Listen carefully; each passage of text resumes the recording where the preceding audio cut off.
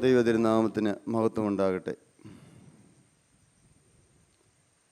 കർത്താവായ യേശുക്രിസ്തുവിൻ്റെ നാമത്തിൽ നമുക്ക് ഒരുമിച്ചുകൂടെ കൂടി വരുവാനും യേശുക്രിസ്തു ഓരോരുത്തരെയും ജീവിതത്തിൽ ചെയ്ത അനുഭവങ്ങൾ പങ്കുവയ്ക്കാനും എല്ലാം ഇടയായി.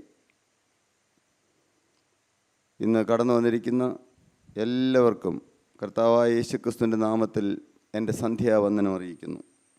ഞാൻ ചിന്തിക്കുകയായിരുന്നു, യുഗപരിപാടിയിൽ ദൈവം നമ്മെ ഓരോരുത്തരെയും ഉൾപ്പെടുത്തി. എത്ര സത്യമാണത്! ഞാൻ മൂവാറ്റുപുഴയ്ക്കടുത്ത് കൂത്താറിലത്തിന് മൂവാറ്റുപുഴ ഇടയ്ക്കുള്ള സ്ഥലം ആറൂർ എന്ന് പറഞ്ഞ സ്ഥലത്താണ് ജനിച്ചത്. ദൈവദാസൻ ദൈവവചനം പറഞ്ഞുകൊണ്ടിരുന്നപ്പോൾ ഞാൻ ചിന്തിക്കുകയായിരുന്നു, എൻ്റെ അപ്പൻ ഭ്രാന്തനായത് നന്നായി. ഞാനൊരു ഭ്രാന്തന്മാരുടെ കുടുംബത്തിൽ ജനിക്കാനിടയായത് നന്നായി.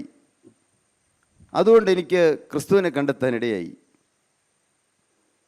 പ്രിയപ്പെട്ട ദൈവവൈതൽ, അദ്ദേഹത്തിൻ്റെ പിതാവ് മദ്യപാനിയായത് നന്നായി. അല്ലെങ്കിൽ നായർ സമുദായത്തിൽ ജനിച്ചു വളർന്ന ഒരു വ്യക്തി എങ്ങനെയാണ് ഈ ക്രിസ്തുവിനെ കണ്ടെത്തുന്നത്, സുവിശേഷം പറയാൻ ഇടവരുന്നത്? എല്ലാം മുൻ നിർണയപ്രകാരമാണ് നടക്കുന്നത്. നമ്മൾ ആരെല്ലാം അത് വിശ്വസിക്കുന്നുണ്ട്.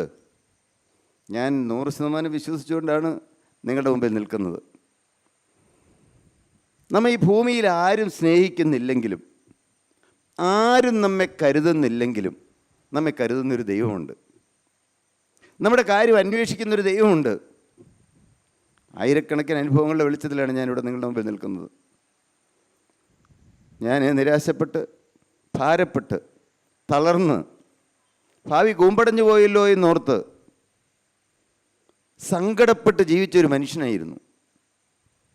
എന്നാൽ സങ്കീർത്തനക്കാരനായി ദാവീദ് പറയുന്നു, ചേർന്ന് ഞാനും പറയുകയാണ്, കർത്താവായ യഹോവേ, നീ എന്നെ ഇത്രത്തോളം കൊണ്ടുവരുവാൻ ഞാൻ ആര്? എൻ്റെ ഗ്രഹവും എന്തുള്ളൂ? സങ്കീർത്തനത്തിൽ വീണ്ടും പറയുകയാണ്, ഞാനോ എളിയവനും ദരിദ്രനുമാകുന്നു, എങ്കിലും കർത്താവിനെ വിചാരിക്കുന്നു. നിങ്ങൾ ആരെല്ലാം വിശ്വസിക്കുന്നുണ്ട് പ്രിയ ദൈവജനമേ? ശരിയാണ്, ഇത്രയും പേര് വന്നിട്ടുണ്ടെന്ന് ഞാൻ അറിഞ്ഞില്ല. ഞാൻ ഓരോരുത്തർ വന്ന് കണ്ടപ്പോൾ ആൾ തീരെ കുറവാണല്ലോ എന്ന് കരുതിയത്. ഇതിപ്പോൾ ധാരാളം ആളുകൾ വന്നിരിക്കുന്നു. മതി, ഇത്രയും പേര് മതി. ഒരാൾ വന്നെങ്കിലും ഞങ്ങൾ സുവിശേഷം പറയും. കാരണം ദൈവത്തിൻ്റെ വചനം സത്യമാണെന്ന് ഞങ്ങൾ വിശ്വസിക്കുന്നു. 2 or 3 പേർ യേശുവിൻ്റെ നാമത്തിൽ എവിടെ കൂടി വന്നാലും അവരുടെ മധ്യേ ക്രിസ്തു വന്നിട്ടുണ്ട്. നാം പുറമേയുള്ള കണ്ണുകൊണ്ട് കാണുന്നില്ല, എന്നാൽ ഉൾക്കണ്ണുകൊണ്ട് കണ്ടുകൊണ്ടിരിക്കണം. യേശു നമ്മുടെ ഓരോരുത്തരെയും മുമ്പിലൂടെ വരുന്നുണ്ട്. ഓരോരുത്തരെയും കസേരയുടെ മുമ്പിലൂടെ വരികയാണ്. അനുഗ്രഹിക്കാനാണ് കർത്താവ് വന്നിരിക്കുന്നത്. യേശു എന്നെ അനുഗ്രഹിച്ചു.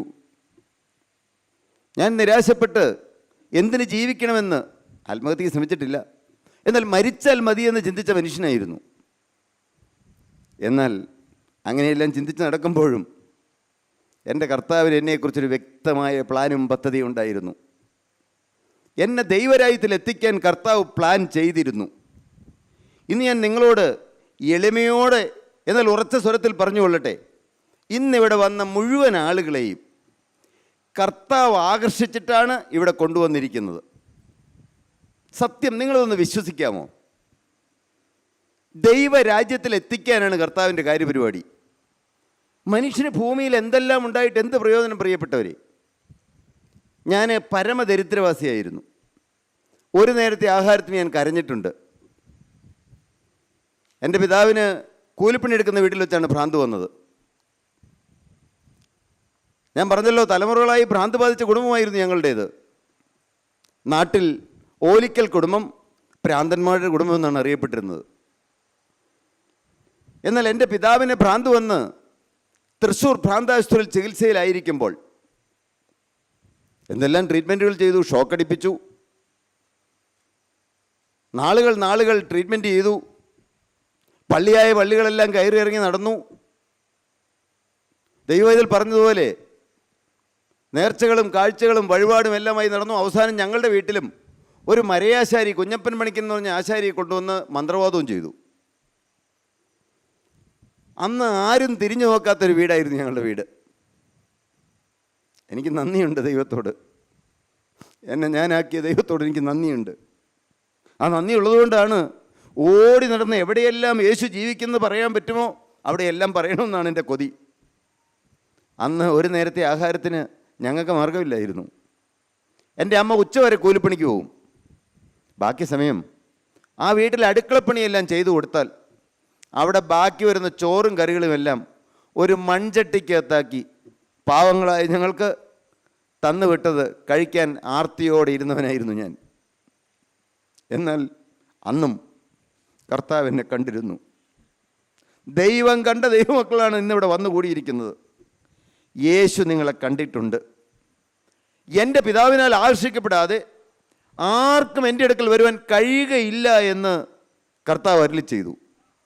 പിതാവിൻ്റെ ആകർഷണം കിട്ടിയവർ, സ്വർഗീയ വിളി കിട്ടിയവർ, അത്യുന്നതമായ വിളി കിട്ടിയവരാണ് ഈ വന്നിരിക്കുന്ന ദൈവമക്കൾ. ഞങ്ങൾ അതുകൊണ്ട് നിങ്ങളെ അങ്ങേയറ്റം ആദരിക്കുന്നു, വളരെ ബഹുമാനിക്കുന്നു. യേശുക്രിസ്തു അപ്പനായി തീരുവാൻ, ക്രിസ്തു ജീവിതത്തിലേക്ക് കടന്നു വരുവാൻ, ക്രിസ്തു ജീവിതത്തിൻ്റെ ഭാരങ്ങളെല്ലാം ഏറ്റെടുക്കുവാൻ, ഇതുവരെ ജീവിതത്തിൽ വന്നുപോയ പാപങ്ങളെല്ലാം കഴുകിത്തരുവാൻ, തിരു രക്തത്തിൻ്റെ മുദ്ര തരുവാൻ, അഥവാ രക്ഷിക്കപ്പെടുവാൻ, ശിക്ഷാവിധി മാറ്റിക്കിട്ടുവാൻ വിളിച്ചു ചേർത്തവരാണ് നാം. രക്ഷിക്കപ്പെടുക എന്നുള്ള വാക്ക് കേൾക്കുമ്പോൾ തന്നെ എനിക്ക് അലർജി ആയിരുന്നു. എന്താ രക്ഷിക്കപ്പെടുക എന്ന് പറഞ്ഞാൽ എനിക്കറിഞ്ഞുകൂടായിരുന്നു. എന്താണ് രക്ഷിക്കപ്പെടുക? അത് നവീകരണ സഭക്കാർ പറഞ്ഞുകൊണ്ടിരുന്ന വാക്കാണെന്നാണ് ആ കാലങ്ങളിൽ ഞാൻ ചിന്തിച്ചിരുന്നത്. എന്തിനു പറയണു? ഞങ്ങളുടെ നാട്ടിൽ 2 വല്യമ്മമാർ അന്ന് വെള്ളത്തുണിയൊക്കെ എടുത്തുകൊണ്ട് ഞൊറിയൊക്കെ ഇട്ട് ഉടുക്കും, ഞെറിയുന്നോ അല്ല ഞെറിയിട്ട് ഉടുക്കും, ഒരു ചട്ട ഇട്ടുകൊണ്ട് പാവം ആ 2 വല്യമ്മമാർ പോകുന്ന ഇപ്പോഴും എൻ്റെ മനസ്സിൽ ഓർമ്മയുണ്ട്. അവരുടെ മുഖം എനിക്ക് ഓർമ്മയുണ്ട്.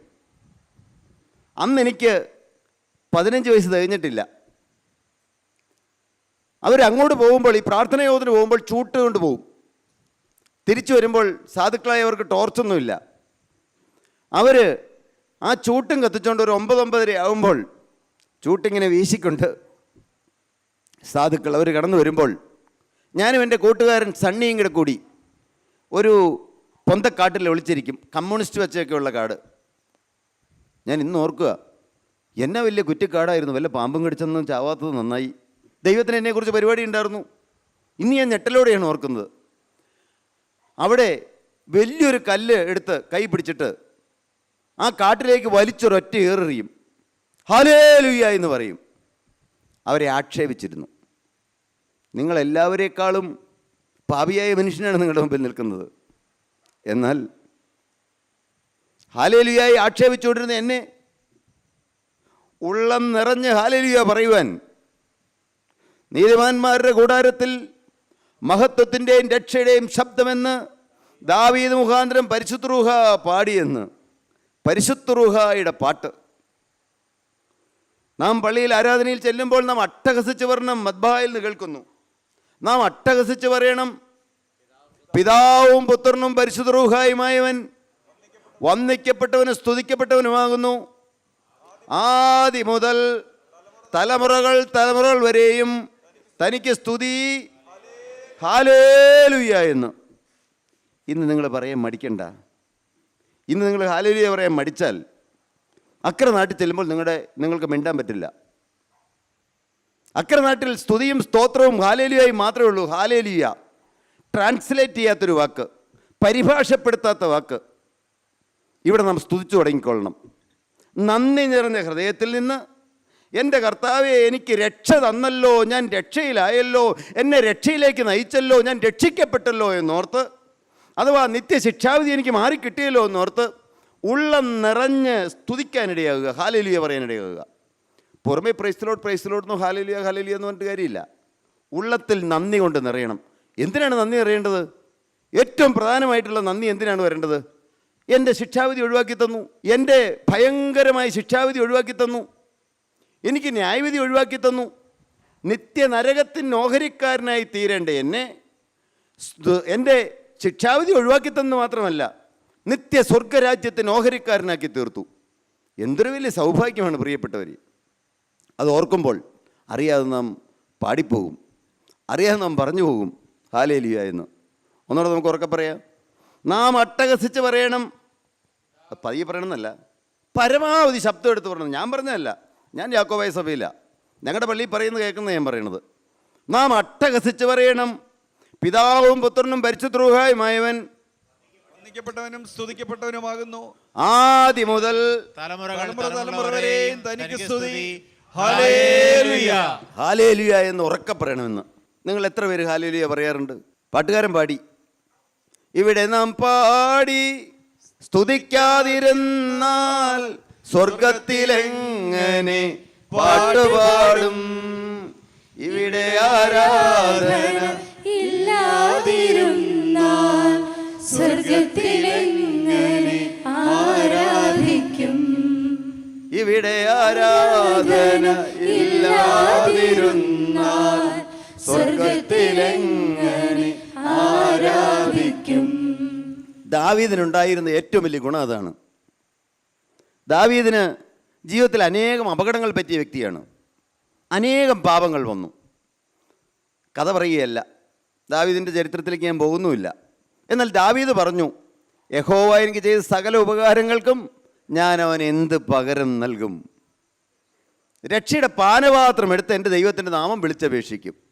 ദൈവത്തിൻ്റെ നാമം വിളിച്ചപേക്ഷിക്കാൻ ഇടയാകുക, എൻ്റെ യേശുവേ എന്ന് വിളിക്കാൻ ഇടയാകുക, ഉള്ളറിഞ്ഞ് യേശുവേ എന്ന് വിളിക്കാൻ ഇടയാകുക, എൻ്റെ യേശുവേ എൻ്റെ അരികിലേക്കൊന്ന് കടന്നു വരണമെന്ന് പറയാൻ ഇടയാകുക. വീട്ടിൽ മുട്ടുകുത്തിയിട്ട് വേറെ പുണ്യസ്ഥലങ്ങളിൽ എവിടെയെങ്കിലും പോകണ്ടെന്നല്ല, അല്ലെങ്കിൽ അവിടെ പള്ളിയിൽ പോകണ്ടെന്നല്ല, കാര്യങ്ങളെല്ലാം ചെയ്യണം. പക്ഷേ സ്വന്തം വീട്ടിൽ മുട്ടുകുത്തിയിട്ട് ഒരു കീറപ്പായാണെങ്കിലും ആ പായിൽ ഇട്ടിട്ട് അവിടെ താഴെ മുട്ടുകുത്തിയിരുന്നിട്ട് എൻ്റെ യേശുവേ എന്ന് വിളിക്കുമ്പോൾ അരികത്തേക്ക് ഇറങ്ങി വരുന്ന യേശു നിങ്ങൾ അനുഭവിക്കാറുണ്ടോ പ്രിയപ്പെട്ടവരെ? ആ യേശുവിനെ അനുഭവിക്കാനിടയാവുന്നതാണ് ഏറ്റവും വലിയ സൗഭാഗ്യം. ഇന്നത്തെ അല്പനേരത്തെ ചിന്തയ്ക്കായിട്ട് നമുക്കൊരു വേദഭാഗം വായിക്കാം. എന്താണ്? രക്ഷിക്കപ്പെടുക അഥവാ ശിക്ഷാവിധി ഒഴിവാക്കി കിട്ടുക. എങ്ങനെയാണ് രക്ഷിക്കപ്പെടുന്നത്? എബ്രായ ലേഖനം 2:4 പറയും, ഇത്ര വലിയ രക്ഷ നാം ഗണ്യമാക്കാതെ പോയാൽ എങ്ങനെ തെറ്റിയൊഴിയും? ഇത്ര വലിയ രക്ഷ, അത്രമാത്രം വലുതാണ് ശിക്ഷാവിധി, ഭയങ്കരമായ ന്യായവിധി, ഒരിക്കലും അവസാനിക്കാത്ത നിത്യ നരകം. ആ നരകത്തിൽ നിന്നും ആ നരകത്തിൻ്റെ ശിക്ഷാവിധി, ഭയങ്കരമായ ശിക്ഷാവിധി ഒഴിവാക്കി കിട്ടുക, രക്ഷിക്കപ്പെടുക. ഒരു വേദഭാഗം വായിക്കാം. മത്തായി സുവിശേഷം 19-ാം അധ്യായത്തിൻ്റെ 25-ാം വാക്യം ആദ്യം വായിക്കാം. മത്തായി എഴുതിയ സുവിശേഷം, വിശുദ്ധ മത്തായി സുവിശേഷം 19-ാം അധ്യായം 25-ാമത്തെ വാക്യം. അത് കേട്ട് ശിഷ്യന്മാർ ഏറ്റവും വിസ്മയിച്ചു. അത് കേട്ട് ശിഷ്യന്മാർ ഏറ്റവും വിസ്മയിച്ചു. വിസ്മയിക്കുക എന്ന് പറഞ്ഞു കഴിഞ്ഞാൽ അത്ഭുത പരതന്ത്രരായി നിന്നു, അത്ഭുതത്തോടെ ആശ്ചര്യത്തോടെ നോക്കി. അത് കേട്ട് ശിഷ്യന്മാർ ഏറ്റവും വിസ്മയിച്ചു. എന്നാൽ രക്ഷിക്കപ്പെടുവാൻ ആർക്ക് കഴിയുമെന്ന് പറഞ്ഞു. എന്നിട്ട് അവർ തന്നെ പറയുകയാണ്, രക്ഷിക്കപ്പെടുക, ശിക്ഷാവിധി മാറിക്കെട്ടുക എന്നുള്ളതാണ് നമ്മുടെ വിഷയം. എന്നാൽ രക്ഷിക്കപ്പെടുവാൻ ആർക്ക് കഴിയും? ഒരു പക്ഷേ ഒരു താടിക്ക് കൈ കൊടുത്തായിരിക്കും ചോദിച്ചത്. അത്രമാത്രം വിസ്മയത്തോടെയാണ് അവർ എന്താണ് അത് കേട്ട് ശിഷ്യന്മാർ ഏറ്റവും വിസ്മയിച്ചു. എന്നാൽ രക്ഷിക്കപ്പെടുവാൻ ആർക്ക് കഴിയുമെന്ന് പറഞ്ഞു. യേശു അവരെ നോക്കി. ഇത് കേട്ടിട്ട് യേശുവിൻ്റെ അടുക്കൽ നിന്നാണ് അവർ പറയുന്നത്. യേശു കേൾക്കാൻ പാകത്തിനാണ് പറയുന്നത്, യേശുവിനോടാണ് പറയുന്നത്. യേശുവിനോട് നേരിട്ട് പറയുകയല്ല, എന്നാൽ യേശു കേൾക്കാൻ പാകത്തിന് പറയുകയാണ്. അത് കേട്ടു. യേശു അവരെ നോക്കി. യേശു പറഞ്ഞു, അത് മനുഷ്യർക്ക് അസാധ്യം, എങ്കിലും ദൈവത്തിന് സകലവും സാധ്യമല്ലോ. പ്രിയപ്പെട്ട ദൈവജനമേ, രക്ഷിക്കപ്പെടുക എന്നുള്ളത്, രക്ഷയിലാകുക എന്നുള്ളത്, ശിക്ഷാവിധി മാറിക്കിട്ടുക എന്നുള്ളത് ഒരിക്കലും മനുഷ്യന് സ്വയമേവ സാധ്യമല്ല. ഇത് നാം അംഗീകരിക്കണം. ഒരിക്കലും സാധിക്കുകയില്ല. അതുകൊണ്ടാണ് കർത്താവ് പറഞ്ഞത്, അതുകൊണ്ടാണ് സൃഷ്ടാവ് പറഞ്ഞത്, ഏതാണ് അത് മനുഷ്യർക്ക് അസാധ്യം, എങ്കിലും ദൈവത്തിന് സകലവും സാധ്യമല്ലോ. ഇങ്ങനെയാണെങ്കിൽ രക്ഷിക്കപ്പെടുവാൻ ആർക്ക് കഴിയും എന്നാണ് ശിഷ്യന്മാർ ചോദിച്ചത്. എങ്ങനെയാണെങ്കിൽ എന്ന് അറിയണമെങ്കിൽ 19-ാം അധ്യായം 16-ാം വാക്യം മുതൽ താഴത്തേക്ക് വായിച്ചു നോക്കണം.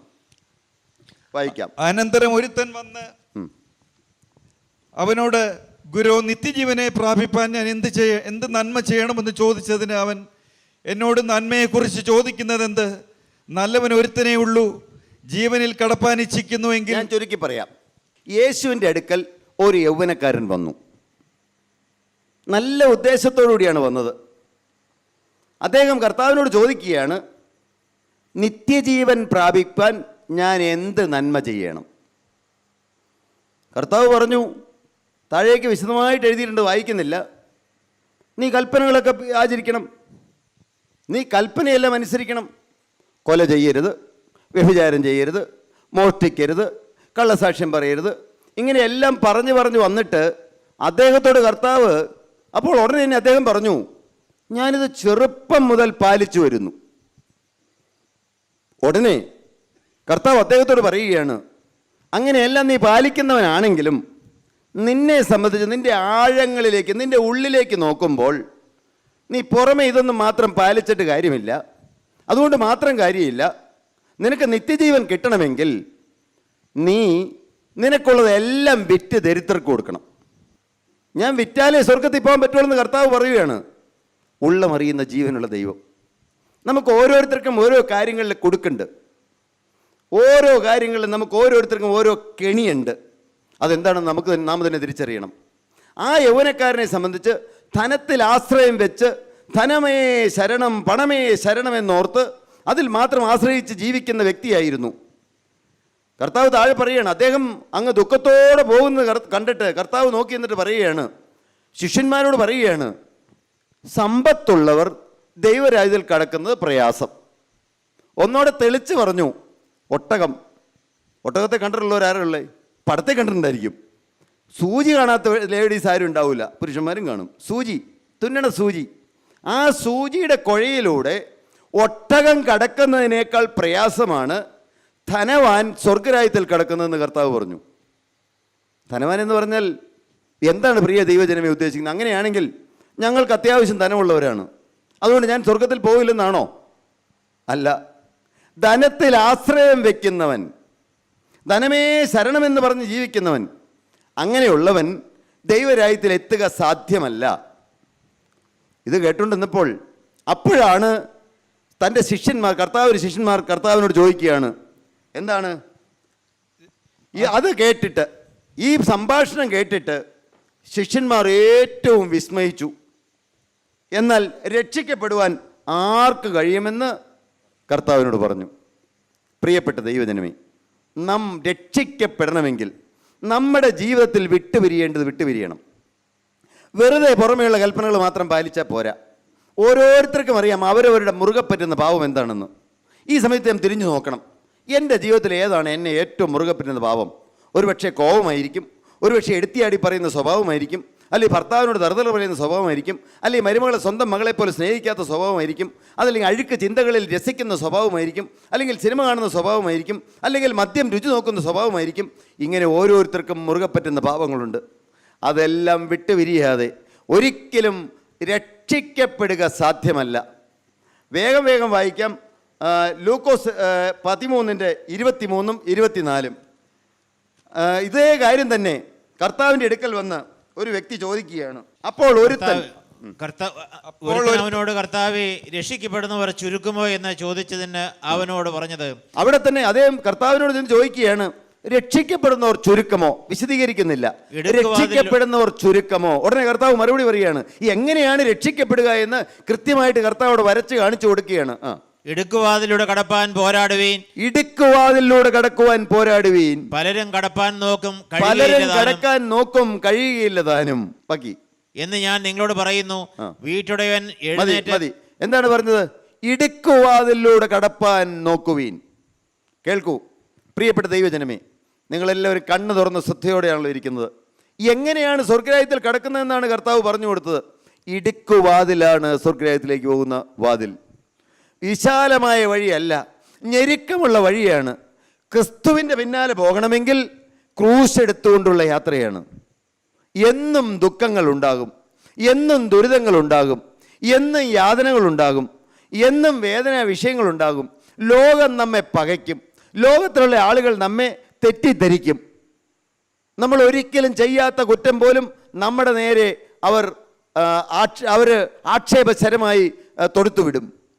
എന്നാൽ എന്താണ് പറഞ്ഞത്? ഇടുക്കമുള്ള വാതിൽ, ഞെരുക്കമുള്ള വഴി, വിശാലമായ വഴിയിലൂടെ വേണമെങ്കിൽ ജീവിക്കാം. പ്രിയപ്പെട്ടവരെ, ഈ ലോകത്തിന് അനുരൂപമായി ജീവിക്കാം.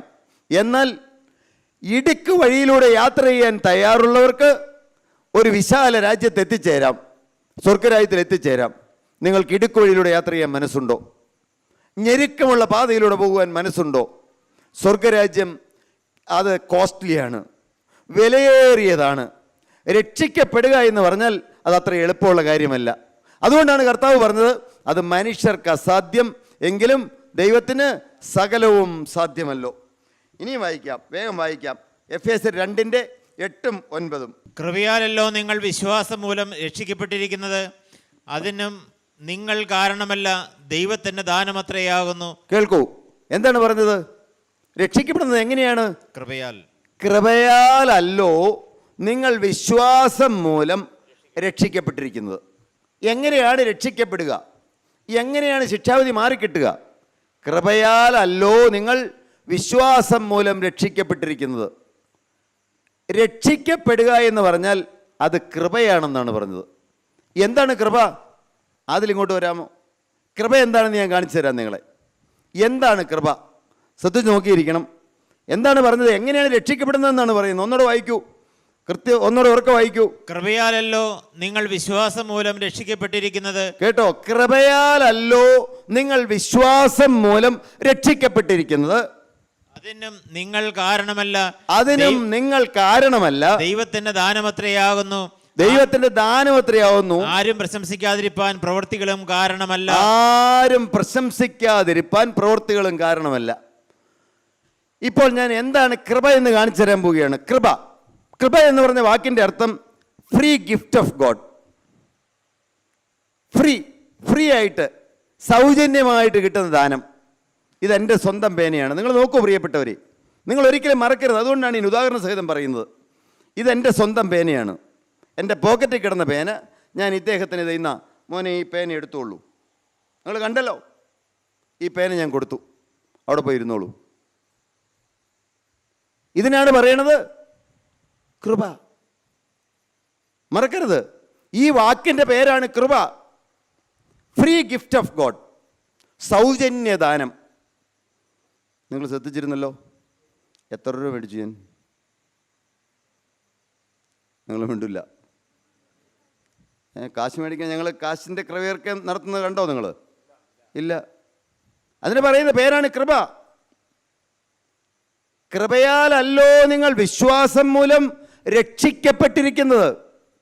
ഒന്നും ചെയ്തതുകൊണ്ട് നേടുന്നതല്ല, എന്തെങ്കിലും പുണ്യപ്രവൃത്തി ചെയ്ത് നേടുന്നതല്ല, ഏതെങ്കിലും നല്ല കാര്യങ്ങൾ ചെയ്ത് നേടുന്നതല്ല, ഏതെങ്കിലും ദാനധർമ്മങ്ങൾ കൊടുത്ത് നേടുന്നതല്ല. കൃപയാലല്ലോ നിങ്ങൾ വിശ്വാസം മൂലം രക്ഷിക്കപ്പെട്ടിരിക്കുന്നത്. വിശ്വാസം ലഭിക്കുക, കൃപയാൽ ലഭിക്കുന്ന വിശ്വാസം എല്ലാം സൗജന്യദാനമാണ്. രണ്ടുപേരും ഒന്ന് പാടാം. കൃപയാലല്ലോ ആത്മരക്ഷ. കൃപയാൽ അത്രേ. പാടിക്കോ. കൃപയാലല്ലോ ആത്മരക്ഷ അത് വിശ്വാസത്താൽ നേടുക, വില കൊടുത്തു വാങ്ങുവാൻ സാധ്യമല്ല, അതു ദാനം ദാനം ദാനം. മലകൾ കയറിയാൽ കിട്ടുകില്ല, ക്രിയകൾ നടത്തിയാൽ നേടുകില്ല. മലകൾ കയറിയാൽ കിട്ടുകില്ല, ക്രിയകൾ നടത്തിയാൽ നേടുകില്ല. നന്മകൾ, നോമ്പുകൾ, നേർച്ചകൾ, കാഴ്ചകൾ ഇവയാലൊന്നും രക്ഷ സാധ്യമല്ല, കൃപയാലത്രേ ആത്മരക്ഷ. അത് വിശ്വാസത്താൽ നേടുക. വില കൊടുത്തു വാങ്ങുവാൻ സാധ്യമല്ല. അത് ദാനം, ദാനം, ദാനം. പാട്ടുകാരൻ എന്താ പാടിയത്? കൃപയാലല്ലോ നിങ്ങൾ വിശ്വാസം മൂലം രക്ഷിക്കപ്പെട്ടിരിക്കുന്നത്. കൃപയാൽ അത്രേ ആത്മരക്ഷ. അത് വിശ്വാസത്താലാണ് നേടേണ്ടത്. വില കൊടുത്തു വാങ്ങിക്കുവാൻ സാധ്യമല്ല. മലകൾ കയറിയാൽ കിട്ടുകയില്ല. നേർച്ച കഴിച്ചാൽ കിട്ടുകയില്ല. പെരുന്നാൾ ഏറ്റു കഴിച്ചാൽ കിട്ടുകയില്ല. എല്ലാ ദിവസവും പള്ളിയിൽ പോയി കുർബാന കഴിച്ചു, കുർബാന കൊണ്ടു എന്നുള്ളതുകൊണ്ട് കിട്ടുകയില്ല. ഇതൊന്നും കൊണ്ട് കിട്ടുന്നതല്ല. നമ്മുടെ നന്മ പ്രവൃത്തികൾ കൊണ്ട് കിട്ടുന്നതല്ല. നമ്മുടെ പുണ്യപ്രവൃത്തികൾ കൊണ്ട് കിട്ടുന്നതല്ല. ഞങ്ങളെല്ലാവരും പള്ളിയിൽ പോകുന്നവരാണ്. ഞാൻ യാക്കോബായ സഭയിലാണ് ജനിച്ചു വളർന്നത്. ഇന്ന് ഞാൻ യാക്കോബായ സഭയിൽ നിൽക്കുന്നു. ഇന്ന് സാക്ഷ്യം പറഞ്ഞ ദൈവത്തിൽ പറഞ്ഞ് കേട്ടില്ലേ, കാലത്തെ പള്ളിയിൽ പോയി കുർബാന അനുഭവിച്ചു എന്ന്. എന്നാൽ പ്രിയപ്പെട്ടവരെ, ഇതെല്ലാം ചെയ്യാം, എന്നാൽ അതുകൊണ്ടൊന്നും രക്ഷ കിട്ടുകയില്ല എന്നാണ് പറയുന്നത്. കൃപയാൽ അല്ലോ നിങ്ങൾ വിശ്വാസം മൂലം രക്ഷിക്കപ്പെട്ടിരിക്കുന്നത്, അതിന് പ്രവൃത്തികളും കാരണമല്ല. വെളിപ്പാട് പുസ്തകം 7-ാം അധ്യായം 10-ാം വാക്യത്തിൽ പറഞ്ഞു, രക്ഷ എന്നത് ദൈവത്തിൻ്റെയും കുഞ്ഞാടിൻ്റെയും ദാനമാണെന്ന്. ദാനം സൗജന്യമായി കിട്ടുന്നതാണെന്ന്. അങ്ങനെയാണെങ്കിൽ ഞാനൊരു കാര്യം നിങ്ങളോട് ചോദിച്ചു കൊള്ളട്ടെ, ഇന്ന് നിങ്ങൾക്ക് രക്ഷിക്കപ്പെടരുതോ? ഇന്ന് നിങ്ങളുടെ നിത്യ ശിക്ഷാവിധി മാറിക്കിട്ടരുതോ? എന്തൊരു വലിയ സൗഭാഗ്യമാണത്.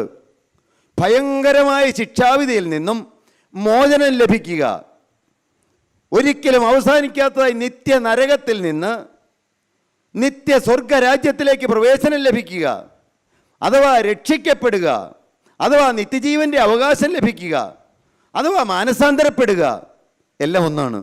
വീണ്ടും ജനനം പ്രാപിക്കുക, പുതിയ സൃഷ്ടിയായി തീരുക. പ്രിയപ്പെട്ടവരെ, അതൊരു വലിയ സൗഭാഗ്യമാണ്. വായിക്കാം, എന്താണ് വെളിപ്പാട് 7:10. സിംഹാസനത്തിൽ രക്ഷ എന്നുള്ളത് സിംഹാസനത്തിൽ ഇരിക്കുന്നവനായ നമ്മുടെ ദൈവത്തിൻ്റെയും കുഞ്ഞാടിൻ്റെയും ദാനമെന്ന് അവർ അത്യുച്ചത്തിൽ ആർത്തുകൊണ്ടിരുന്നു. രക്ഷ എന്നത് എന്താണ്? ദൈവത്തിൻ്റെയും കുഞ്ഞാടിൻ്റെയും ദാനമാണ്. അപ്പോസ്തലപ്രവൃത്തികൾ 2:21 കർത്താവിൻ്റെ നാമം വിളിച്ചപേക്ഷിക്കുന്നവൻ ഏവനും രക്ഷിക്കപ്പെടുമെന്നുണ്ടല്ലോ. വായിക്കണ്ട, യേശുവിൻ്റെ നാമം വിളിച്ചപേക്ഷിക്കുന്ന ഏവനും രക്ഷിക്കപ്പെടുമെന്ന് അപ്പോസ്തലനായ പത്രോസ് പറഞ്ഞു 4:12. വായിക്കണ്ട, മറ്റൊരുത്തനിലും രക്ഷയില്ല. നാം രക്ഷിക്കപ്പെടുവാൻ, പ്രിയപ്പെട്ടവരെ, വേറെ എന്തെങ്കിലും കാര്യം ചെയ്യാനല്ല, നാം രക്ഷിക്കപ്പെടുവാൻ ആകാശത്തിൻ്റെ കീഴിൽ മനുഷ്യരുടെ ഇടയിൽ നൽകപ്പെട്ട വേറെ ഒരു നാമവുമില്ല. നിങ്ങൾക്ക് രക്ഷിക്കപ്പെടണമോ? കുറുക്കു വഴിയില്ല. അതിന് യേശു തന്നെ, ഞാൻ തന്നെ വഴിയും സത്യവും ജീവനുമാകുന്നു എന്ന് പറഞ്ഞ ക്രിസ്തുവിനെ വിളിക്കുകയല്ലാതെ വേറെ ഒരു വഴിയില്ല. യേശു ക്രിസ്തുവിനെ വിളിക്കുക, യേശുവിൻ്റെ നാമം വിളിച്ചപേക്ഷിക്കുന്ന ഏവരും രക്ഷിക്കപ്പെടുമെന്നുണ്ടല്ലോ. എന്താണ് 16:31 പറയുന്നു. അപ്പോസ്തലപ്രവൃത്തികൾ 16:31 കർത്താവായ യേശുവിൽ വിശ്വസിക്കുക, എന്നാൽ നീയും നിൻ്റെ കുടുംബവും രക്ഷ പ്രാപിക്കും. രക്ഷയിലാകുമെന്ന്. നിങ്ങൾ രക്ഷിക്കപ്പെട്ടുവോ? നിങ്ങൾ ഇന്ന് കടന്നുപോയാൽ ദൈവരാജ്യത്തിലെത്തുമോ? പ്രിയപ്പെട്ട ദൈവജനമേ, കൃപയാലാണ് വിശ്വാസം മൂലം രക്ഷിക്കപ്പെട്ടിരിക്കുന്നത്. രക്ഷാകരമായ ആ കർത്തവ്യം യേശു നിർവഹിച്ചു എന്ന് വിശ്വസിക്കാനിടയാകുക. ദൈവത്തിൻ്റെ തിരുവചനം പറയുന്നു, റോമർ 3:10 പറയുന്നു, നീതിമാൻ ആരുമില്ല, ഒരുത്തൻ പോലുമില്ല. 3:10, 12, 23 വാക്യങ്ങളൊന്ന് വായിക്കാം. നീതിമാൻ ആരുമില്ല, നീതിമാൻ ആരുമില്ല. കേൾക്കണേ പ്രിയപ്പെട്ടവരെ, നിങ്ങൾ ആരെങ്കിലും ഞാൻ നീതിമാനാണ്, എനിക്ക് പാപമൊന്നുമില്ല, ഞാൻ പുറമേ പാപമൊന്നും ചെയ്തിട്ടില്ല, ഞാൻ പുറമേ വേറെ അകൃത്യങ്ങളൊന്നും ചെയ്തിട്ടില്ല എന്ന് പറഞ്ഞ് ആരെങ്കിലും വന്നിരിക്കുന്നുണ്ടെങ്കിൽ അവരോട് ദൈവത്തിൻ്റെ വചനം പറയുകയാണ്, നീതിമാൻ ആരുമില്ല, ഒരുത്തൻ പോലുമില്ല, ഒരുത്തൻ പോലുമില്ല. എല്ലാവരും വഴിതെറ്റി, എല്ലാവരും വഴിതെറ്റി. കേൾക്കണമേ, എല്ലാവരും വഴിതെറ്റി ഒരുപോലെ കൊള്ളരുതാത്തവരായി തീർന്നു, ഒരുപോലെ കൊള്ളരുതാത്തവരായി തീർന്നു. ഇനി 23-ാം വാക്യം. ഒരു വ്യത്യാസവുമില്ല, ഒരു വ്യത്യാസവുമില്ല. എല്ലാവരും പാപം ചെയ്ത് ദൈവ തേജസ് ഇല്ലാത്തവരായി തീർന്നു, ദൈവ തേജസ് ഇല്ലാത്തവരായി തീർന്നു. പ്രിയപ്പെട്ട ദൈവജനമേ, എനിക്കിത് ഒരിക്കലും മനസ്സിലാവുന്ന ഒരു കാര്യമായിരുന്നില്ല. ഒരു പാപവും ചെയ്യാത്ത വ്യക്തിയും പാപിയാണ്. ഇപ്പോൾ പ്രിയപ്പെട്ട ആദിലിൻ്റെ കാര്യം തന്നെ ഞാൻ പറയാം. ആദിലിന് എത്ര വയസ്സായി? 16 വയസ്സായി. കേൾക്കൂ, ജനിച്ച കാലം മുതൽ ഒരു പാപവും ചെയ്തിട്ടില്ല. എനിക്ക് നല്ലപോലെ അറിയാവുന്നൊരു കുഞ്ഞ്, നല്ല അനുസരണമുള്ള കുഞ്ഞ്, ഒരു തെറ്റും ചെയ്തിട്ടില്ല, ഒരു തെറ്റിലേക്കും പോയിട്ടില്ല, ഒരു അഴുക്ക് പടം കണ്ടിട്ടില്ല, ഒറ്റവാക്കി പറഞ്ഞാൽ ഒരു ഉറുമ്പിനെ പോലും കൊന്നിട്ടില്ല. അങ്ങനെ ഇരിക്കട്ടെ. എന്നാൽ ഈ ആദിൽ പാപിയാണെന്ന് ദൈവത്തിൻ്റെ തിരുവചനം പറയുന്നു.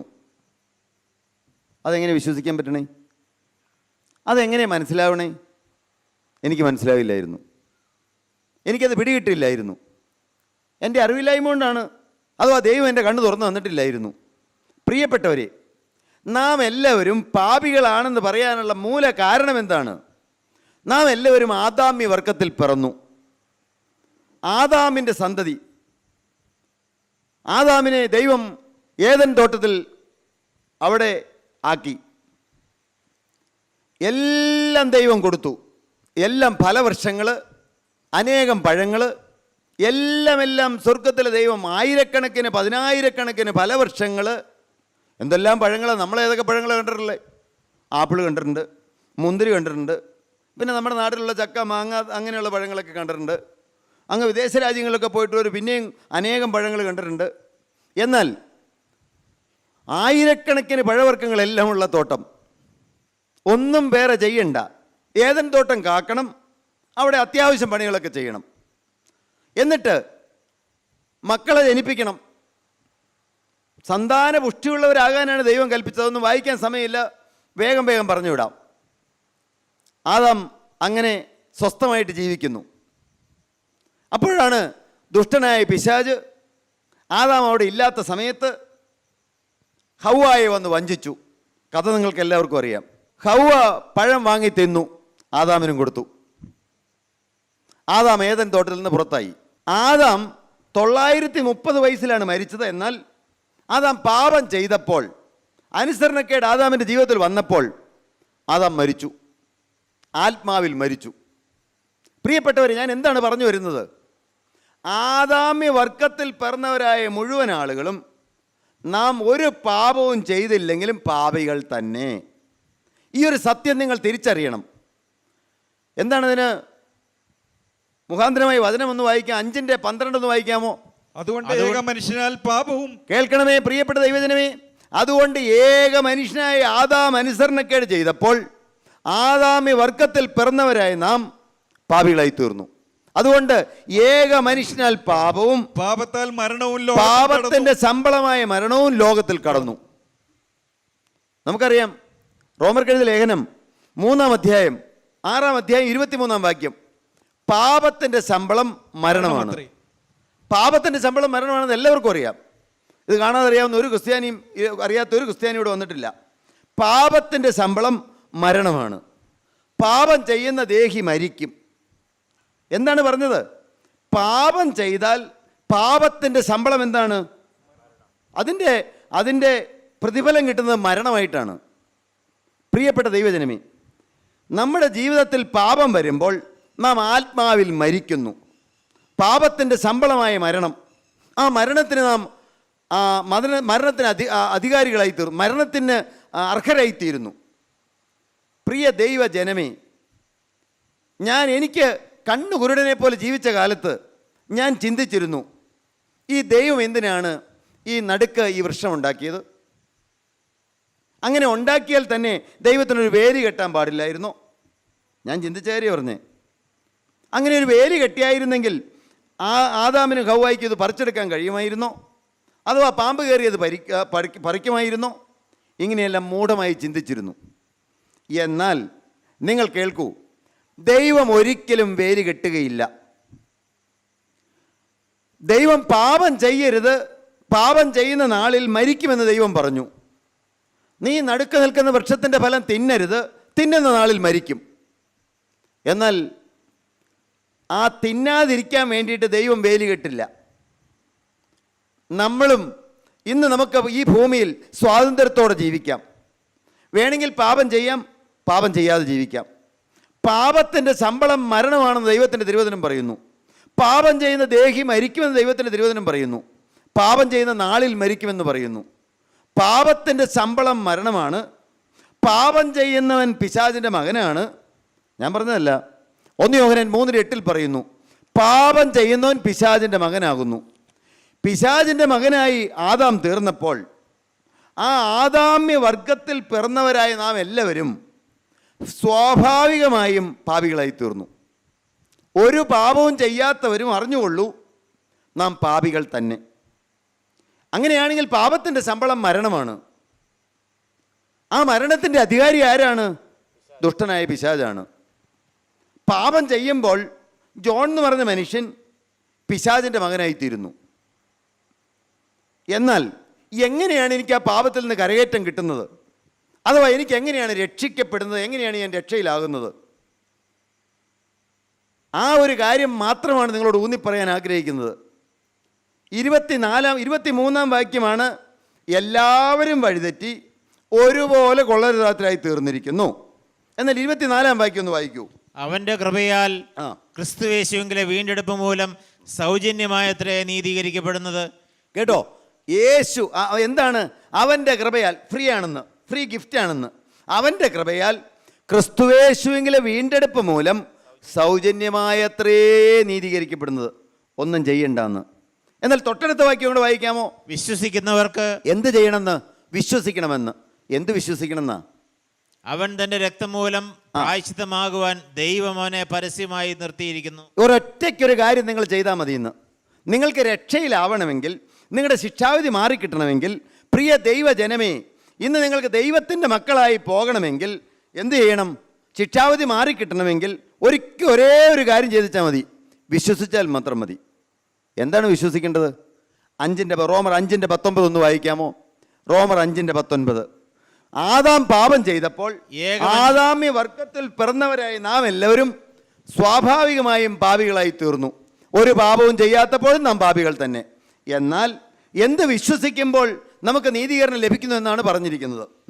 ഏക മനുഷ്യന്റെ അനുസരണക്കേടിനാൽ, ഏക മനുഷ്യനായ ആദാമിന്റെ അനുസരണക്കേടിനാൽ അനേകർ പാപികളായി തീർന്നു. എല്ലാവരും പാപികളായി തീർന്നതുപോലെ ഏകന്റെ അനുസരണത്താൽ കർത്താവായ യേശുക്രിസ്തുവിന്റെ അനുസരണത്താൽ അനേകർ നീതിമാന്മാരായി തീരും. എല്ലാവരും നീതിമാന്മാരായി തീരും. പ്രിയപ്പെട്ടവരെ, എന്താണ് ഏകന്റെ അനുസരണം? യേശുക്രിസ്തു ആ മരണത്തിൻ്റെ അധികാരിയായിരുന്ന പിശാചിനെ തോൽപ്പിച്ചു. എബ്രായ ലേഖനം 2:13 2:14. മക്കൾ ജഡരക്തങ്ങളോട് കൂടിയവർ ആകൊണ്ട്, ശ്രദ്ധിച്ച് കേൾക്കണമേ, മക്കൾ ആദാമ്യ സന്തതികളായ നാം എല്ലാവരും, ദൈവത്തിൻ്റെ സൃഷ്ടിയായ നാം എല്ലാവരും മക്കൾ ജഡരക്തങ്ങളോട് കൂടിയവർ ആകൊണ്ട്. കേൾക്കൂ, നിങ്ങൾ ഇങ്ങോട്ട് നോക്കൂ. ജഡമുണ്ട്, രക്തമുണ്ട്. മക്കൾ ജഡരക്തങ്ങളോടുകൂടിയവരാകൊണ്ട് അവനും അവരെ പോലെ, യേശുവും നമ്മെ പോലെ ജഡരക്തങ്ങളോട് കൂടിയവനായി, ജഡവും രക്തവുമുള്ളവനായി മരണത്തിന്റെ അധികാരിയായ പിശാചിനെ, പാപം ചെയ്യുമ്പോൾ പാപത്തിന്റെ ശമ്പളമാകുന്ന മരണത്തിന്റെ അധികാരിയായ പിശാചിനെ തന്റെ മരണത്താൽ നീക്കി, യേശുവിന്റെ മരണത്താൽ, ക്രൂശിലെ മരണത്താൽ നീക്കി, ജീവപര്യന്തം മരണഭീതിയിൽ അടിമകളായിരുന്നു നാം പാപം ചെയ്തു പോയതുകൊണ്ട് പാപത്തിന്റെ ശമ്പളമായ മരണത്തിന്റെ അധികാരിയായ പിശാചിന്റെ അവകാശിയായി തീർന്ന, മരണത്തിന് അധികാരിയായി തീർന്ന നമ്മെ, ജീവപര്യന്തം മരണഭീതിയാൽ അടിമകളായിരുന്നു നമ്മെ ഒക്കെയും വിടുവിച്ചു, എല്ലാവരെയും വിടുവിച്ചു. എന്താണ് ചെയ്തത്? ആ ഒരു കാര്യം വിശ്വസിച്ചാൽ മാത്രം മതി. ഇന്ന് മക്കൾ ജഡരക്തങ്ങളോടുകൂടിയവരാകൊണ്ട് യേശുവും അവരെ പോലെ ജഡരക്തങ്ങളോടുകൂടിയനായി കന്യമറിയാം അമ്മയുടെ ഉദരത്തിൽ വന്ന് പിറന്നു, പരിശുദ്ധാത്മാവിനാൽ ജനിച്ചു. ഈ ഭൂമിയിൽ മനുഷ്യൻ എങ്ങനെ ജീവിക്കണമെന്ന് മാതൃകാപരമായി ജീവിച്ച് കാണിച്ചു തന്നു, ജോലി ചെയ്ത് കാണിച്ചു തന്നു, കട്ടിലുണ്ടാക്കി, കൊരണ്ടി ഉണ്ടാക്കി, അല്ലെങ്കിൽ സ്റ്റൂളുണ്ടാക്കി, വീട് പണിതു, തച്ചൻ്റെ മകനായിട്ട് ഈ ഭൂമിയിൽ ജീവിച്ചു, പൂർണ്ണ മനുഷ്യനായി ഇവിടെ ജീവിച്ചു, പൂർണ്ണ ദൈവമായി ഇവിടെ ജീവിച്ചു.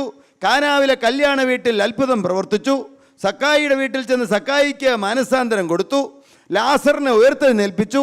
ഇങ്ങനെ അനേകം അത്ഭുതങ്ങൾ കർത്താവ് ചെയ്തു. പൂർണ്ണ ദൈവവും പൂർണ്ണ മനുഷ്യനുമായി ജീവിച്ചു. എന്നിട്ടോ മക്കൾ ജഡരക്തങ്ങളോടുകൂടിയവരാകൊണ്ട്, നമ്മുടെ ജീവിതത്തിൽ പാപവും ബലഹീനതയും എല്ലാം ഉള്ളതുകൊണ്ട് മക്കൾ ജഡരക്തങ്ങളോടുകൂടിയവരാകൊണ്ട് കർത്താവും അവരെ പോലെ ജഡരക്തങ്ങളോടുകൂടിയവനായി മരണത്തിൻ്റെ അധികാരിയായ പിശാചിനെ തൻ്റെ മരണത്താൽ നീക്കി ജീവപര്യന്തം മരണഭീതിയാൽ അടിമകളായിരുന്നവരൊക്കെയും വിടുവിച്ചു. പറയുമ്പോൾ കേൾക്കുമ്പോൾ നിസ്സാരമാണെങ്കിലും ഇത് നിങ്ങളൊന്ന് മനസ്സിലാക്കിയാൽ, ഇതൊന്ന് നിങ്ങളുടെ ഉള്ളത്തിൽ കിട്ടിയാൽ, പ്രിയപ്പെട്ടവരെ, നിങ്ങൾ പിന്നെ പാപത്തിൽ ജീവിക്കുകയില്ല. കാരണം എന്താണെന്നറിയാമോ? യെശയ്യാ പ്രവാചകന്റെ പുസ്തകം, യെശയ്യാ പ്രവാചകന്റെ 53-ാം അധ്യായം 4-ാം വാക്യം മുതൽ താഴേക്ക് വായിക്കാം. ഞാൻ പാപം ചെയ്തതുകൊണ്ട്, ഞാൻ അകൃത്യം ചെയ്തതുകൊണ്ട്, ഞാൻ കുറ്റം ചെയ്തതുകൊണ്ട് കർത്താവ് അടിയേറ്റു. നിങ്ങൾക്ക് തത്വത്തിൽ പറയാനറിയാം. എന്നാൽ പ്രിയപ്പെട്ടവർ, ഈ സത്യം ആരെല്ലാം വിശ്വസിക്കുന്നുണ്ട്? സാക്ഷാൽ നമ്മുടെ രോഗങ്ങളെ അവൻ വഹിച്ചു. സാക്ഷാൽ നമ്മുടെ രോഗങ്ങളെ അവൻ വഹിച്ചു. നമ്മുടെ വേദനകളെ അവൻ ചുമന്നു. നമ്മുടെ വേദനകളെ അവൻ ചുമന്നു. നാമോ ദൈവം അവനെ ശിക്ഷിച്ചും അടിച്ചും ദണ്ഡിപ്പിച്ചും ഇരിക്കുന്നു എന്ന് വിചാരിച്ചു. എന്നാൽ അവൻ നമ്മുടെ അതിക്രമങ്ങൾ നിമിത്തം മുറിവേറ്റും. കേൾക്കണേ പ്രിയപ്പെട്ട ദൈവജനമേ, നമ്മുടെ അതിക്രമങ്ങൾ, നമ്മുടെ ജീവിതത്തിൽ വന്നുപോയ അകൃത്യങ്ങൾ നിമിത്തം, അതിക്രമങ്ങൾ നിമിത്തം മുറിവേറ്റും. നമ്മുടെ അകൃത്യങ്ങൾ നിമിത്തം തകർന്നുമിരിക്കുന്നു. നമ്മുടെ അകൃത്യങ്ങൾ നിമിത്തം തകർന്നുമിരിക്കുന്നു. നമ്മുടെ ജീവിതത്തിൽ വന്നുപോയ അതിക്രമങ്ങൾ, ചെയ്യാൻ പാടില്ലാത്ത നമ്മൾ ചെയ്തത്, അനേകം എന്തെല്ലാം ശാപകരമായ കാര്യം നാം ചെയ്തു, ഏതെല്ലാം പാപത്തിന് നാം അടിമയായി തീർന്നു. അപ്പോൾ നമ്മുടെ അതിക്രമങ്ങൾ നിമിത്തം മുറിവേറ്റും, നമ്മുടെ അകൃത്യങ്ങൾ നിമിത്തം തകർന്നുമിരിക്കുന്നു. നമ്മുടെ സമാധാനത്തിനായുള്ള ശിക്ഷ അവന്റെ മേലായി, അവന്റെ അടിപ്പിണരുകളാൽ നമുക്ക് സൗഖ്യം വന്നുമിരിക്കുന്നു. ഇത് വിശ്വസിച്ചാൽ മാത്രം മതി. ഇന്ന് അവന്റെ അടിപ്പിണരുകളാൽ നമുക്ക് സൗഖ്യം വന്നുമിരിക്കുന്നു. ഇതാണ് വിശ്വസിക്കേണ്ടത്. എന്താണ്? കൃപയാലല്ലോ നിങ്ങൾ വിശ്വാസം മൂലം രക്ഷിക്കപ്പെട്ടിരിക്കുന്നത്. അതിനെന്ത് വേണം? യേശു എനിക്ക് വേണ്ടി മരിച്ചു എന്ന് വിശ്വസിക്കണം. നാം പാപം സംബന്ധിച്ച് മരിച്ചു, പത്രോസ് പറയും, നാം പാപം സംബന്ധിച്ച് മരിച്ച് നീതിക്ക് ജീവിക്കേണ്ടതിന് യേശു തൻ്റെ ശരീരത്തിൽ നമ്മുടെ പാപങ്ങളെ ചുമന്നുകൊണ്ട് ക്രൂശിന്മേൽ കയറി. യേശുവിൻ്റെ അടിപ്പിണരാൽ നമുക്ക് സൗഖ്യം വന്നിരിക്കുന്നുവെന്ന്, എൻ്റെ യേശു എനിക്ക് വേണ്ടി അടി കൊണ്ടുവന്ന്. പ്രിയപ്പെട്ട ദൈവജനമേ, അങ്ങനെ നിങ്ങൾ വിശ്വസിക്കുന്നുവെങ്കിൽ ഇന്ന് നിങ്ങളൊരു തീരുമാനം എടുക്കും. എന്താണെന്നറിയാമോ? എൻ്റെ യേശുവേ, അവിടുന്ന് എനിക്ക് വേണ്ടി മരിച്ചു, അവിടുന്ന് എനിക്ക് വേണ്ടി പങ്കപ്പാടേറ്റു, അവിടുന്ന് എനിക്ക് വേണ്ടി ക്രൂശിൽ തൂങ്ങി മരിച്ചു, അവിടുന്ന് എൻ്റെ പാപം വഹിച്ചു. ഞാനിത് വിശ്വസിക്കുന്ന കർത്താവേ, ആദാം പാപം ചെയ്തപ്പോൾ സ്വാഭാവികമായും ഞാൻ ആദാമ്യ വർഗത്തിൽ പിറന്നവനായതുകൊണ്ട് ഞാൻ പാപിയായി തീർന്നു. എന്നാൽ യേശു എനിക്ക് വേണ്ടി എല്ലാം വഹിച്ചതുകൊണ്ട് ഏക മനുഷ്യൻ്റെ അനുസരണക്കേടിനാൽ അനേകർ പാപികളായി തീർന്നതുപോലെ ഏകൻ്റെ അനുസരണത്താൽ യേശു ഇതെല്ലാം ഏൽക്കുവാൻ പിതാവായ ദൈവത്തിൻ്റെ ഇഷ്ടത്തിന് ഏൽപ്പിച്ചു കൊടുത്തു. ക്രൂശിന്മേൽ ജയോത്സവം കൊണ്ടാടി. ഇതൊന്ന് വിശ്വസിച്ചാൽ, ഇതൊന്ന് കണ്ണുമടച്ച് വിശ്വസിച്ചാൽ, ഇതൊന്ന് അന്ധമായിട്ട് വിശ്വസിച്ചാൽ, നിർമ്മലമായൊരു വിശ്വാസം നിങ്ങളുടെ ഉള്ളിൽ കിട്ടിയാൽ പിന്നെ നിങ്ങൾ എന്തു ചെയ്യും? ഒരിക്കലും പാപത്തിന് ജീവിക്കുകയില്ല. പാപം സംബന്ധമായി മരിച്ചവരായി ജീവിക്കും. അതാണ് റോമർക്കെഴുതിയ ലേഖനം 6-ാം അധ്യായം 12-13 വാക്യം ഒന്ന് വായിച്ചു കേൾക്കാം. നിങ്ങളങ്ങനെ വിശ്വസിക്കുന്നുവെങ്കിൽ ഇന്നു മുതൽ നിങ്ങളുടെ ജീവിതത്തിൽ ക്രമീകരണം വരുത്തും. പ്രിയപ്പെട്ടവരെ, അതിന് നിങ്ങൾക്ക് പരിപാടിയുണ്ടെങ്കിൽ ഇന്ന് നിങ്ങളെ രക്ഷയിലാക്കും. വായിക്കാം. ആകയാൽ പാപം നിങ്ങളുടെ മർത്യ ശരീരത്തിൽ അതിന്റെ മോഹങ്ങളെ അനുസരിക്കുമാർ ഇനി വാഴരുത്. കാരണം ഞാൻ പാപം ചെയ്യുമ്പോൾ എൻ്റെ കർത്താവ് ശിക്ഷിക്കപ്പെടുന്നു, എൻ്റെ കർത്താവ് അടിയേക്കുന്നു, എൻ്റെ കർത്താവിനെ പിശാച് എന്ത് ചെയ്യുന്നു? പിശാച് വീണ്ടും വീണ്ടും എൻ്റെ കർത്താവിൻ്റെ നാമം ദുഷിക്കപ്പെടാൻ ഇടവരുന്നു. ഞാൻ മൂലം കർത്താവിൻ്റെ നാമം ദുഷിക്കപ്പെടുന്നു. അതുകൊണ്ട് എന്ത് വേണമെന്നാണ് പറഞ്ഞത്? ഒന്നുകൂടെ വായിക്കാം. അനീതിയുടെ ആയുധങ്ങളായി പാപത്തിന് സമർപ്പിക്കുകയും അരുത്. കേട്ടോ, ഇത്രയും മാത്രം ചെയ്താൽ മതി. ഇതുവരെ നിങ്ങൾ പാപത്തിൽ ജീവിച്ചു, ഇതുവരെ നാം പാപത്തിൽ ജീവിച്ചു. എന്നാൽ ഇന്ന് വ്യക്തമായൊരു തീരുമാനം, നമ്മുടെ അവയവങ്ങളെ എന്താണ്? ഒരിക്കൽ നാം പാപത്തിന് അടിമകളാക്കി സമർപ്പിച്ചിരുന്നു നമ്മുടെ അവയവങ്ങളെ. നമുക്ക് എന്ത് ചെയ്യാനൊരു മടിയില്ലായിരുന്നു, മദ്യപാനത്തിന് മടിയില്ലായിരുന്നു, അരുതാത്ത വഴിക്ക് ജീവിക്കാൻ നമുക്ക് മനസ്സിൽ മടിയില്ലായിരുന്നു, നുണ പറയാൻ നമുക്ക് മടിയില്ലായിരുന്നു, ചീത്ത കാര്യങ്ങളിൽ ഇടപെടാൻ നമുക്ക് മടിയില്ലായിരുന്നു, സിനിമ കാണാൻ നിങ്ങൾക്ക് മടിയില്ലായിരുന്നു, അല്ലെങ്കിൽ അഴുക്ക് പടം കാണാൻ മടിയില്ലായിരുന്നു, അമ്മായിയമ്മയ്ക്ക് മരുമകളെ കുറ്റം പറയാൻ മടിയില്ലായിരുന്നു, മരുമകൾക്ക് അമ്മായിയമ്മയെ സ്നേഹിക്കാനോ അല്ലെങ്കിൽ അമ്മായിയമ്മയെ കരുതുകയോ ചെയ്യേണ്ടതിന് പകരം എന്ത് ചെയ്യണമായിരുന്നു? അമ്മായിയമ്മയുടെ കുറ്റം പറയുമായിരുന്നു. പ്രിയപ്പെട്ടവരെ, എന്താണ് പറഞ്ഞത്? എന്നാൽ നിങ്ങൾ പാപ സംബന്ധമായി മരിച്ചവരെന്നും ക്രിസ്തുയേശുവിൽ ദൈവത്തിന് ജീവിക്കുന്നവരും നിങ്ങളെ എണ്ണുവിനെന്ന് റോമർക്കെഴുതിയ ലേഖനം 6-ാം അധ്യായം 11-ാം വാക്യത്തിൽ അപ്പോസ്തലനായ പൗലോസ് പറയുകയാണ്. നിങ്ങളിത് വിശ്വസിക്കുന്നുവെങ്കിൽ യേശു എനിക്ക് വേണ്ടി മരിച്ചു, ആ യേശുവിൻ്റെ രക്തമാണ് എൻ്റെ പാപമെല്ലാം മോചിക്കുന്നത്. എൻ്റെ പാപം മോചിക്കാൻ ഒരേ ഒരു പരിഹാരം, ക്രിസ്തുവിൻ്റെ രക്തം മാത്രമേ ഉള്ളൂ. ആ യേശുവിൻ്റെ രക്തത്തിൽ ഞാൻ ആശ്രയിക്കുന്നു. കർത്താവേ, നീ എനിക്ക് വേണ്ടി മരിച്ചതിനാൽ ഇന്നു മുതൽ ഞാൻ നിനക്കായി ജീവിക്കുമെന്ന് തീരുമാനിക്കുന്നു. അങ്ങനെ നിങ്ങൾക്ക് തീരുമാനം എടുക്കാമോ? പ്രിയപ്പെട്ടവർ. എന്നാൽ നിങ്ങൾക്ക് രക്ഷയിലാകാം, നിങ്ങൾക്ക് രക്ഷിക്കപ്പെടാൻ കഴിയും. ഇത് കൃപയാൽ നടക്കുന്നതാണ്, വിശ്വാസം മൂലം ലഭിക്കേണ്ടതാണ്.